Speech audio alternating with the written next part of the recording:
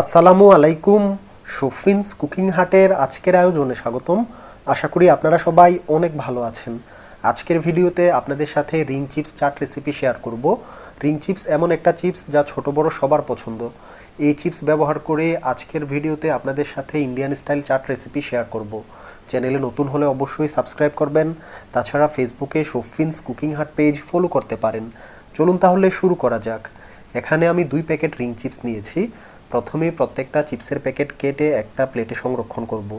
চিপসগুলো আমি প্যাকেটে একটু ভেঙে নিয়েছি যেন চাটের সাথে খুব ভালো করে মিশে যায়, তাতে করে চাটের প্রকৃত স্বাদ পাওয়া যাবে। 2 প্যাকেটে এতটুকু পরিমাণ চিপস হয়েছে। এখন একটা মিক্সিং বোল নিয়েছি। মিক্সিং বোলের ভিতর চাট তৈরির একে একে সবগুলো উপকরণ দিয়ে দিব। প্রথমেই দিয়ে দিয়েছি 1/4 কাপ পরিমাণ শসা কুচি করে, তারপর দিয়ে দিয়েছি 1/4 কাপ পরিমাণ পেঁয়াজ কুচি করে। এখন 1/4 কাপ পরিমাণ টমেটো কুচি এই মিক্সিং বোলে দিয়ে দিয়েছি। তারপর আমি দিয়ে দিয়েছি 1 টেবিল চামচ পরিমাণ ধনিয়া পাতা কুচি।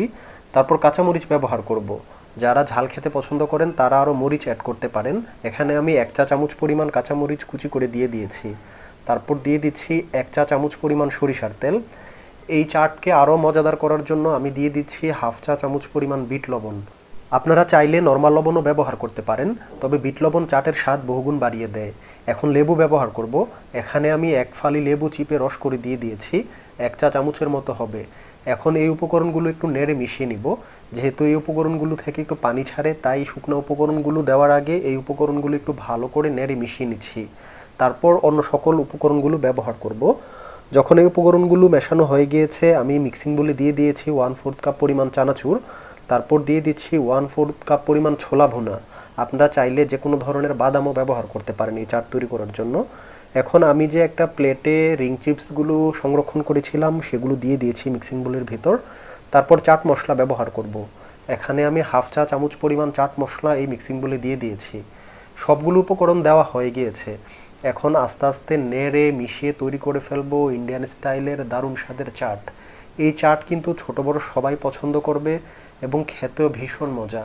আপনারা অল্প কিছু উপকরণ ব্যবহার করে বাসায় এই সুস্বাদু চাট তৈরি করতে পারেন, যা স্বাস্থ্যসম্মত এবং পরিবারের সবাই উপভোগ করতে পারবে। এভাবে আস্তে আস্তে নেড়ে মিশিয়ে তৈরি করে ফেললাম রিং চিপস ব্যবহার করে ইন্ডিয়ান স্টাইল চাট। আপনারা স্ক্রিনে দেখতে পাচ্ছেন এই চাট কতটা লোভনীয় লাগছে। এখন আপনাদেরকে পরিবেশন করে দেখাচ্ছি। এই চাট কিন্তু ছোট বড় সবাই পছন্দ করবে, বিশেষত আপুরা যারা আছেন তাদের তো অবশ্যই ফেভারিট হবে। আশা করি আজকের রেসিপি আপনাদের কাছে ভালো লেগেছে। আপনারা আমার অন্যান্য সকল ভিডিওগুলো দেখবেন, লাইক কমেন্ট ও শেয়ার করে আমার পাশে থাকবেন। তাছাড়া চ্যানেলে নতুন হলে অবশ্যই সাবস্ক্রাইব করবেন। সবাইকে অসংখ্য ধন্যবাদ। আসসালামু আলাইকুম।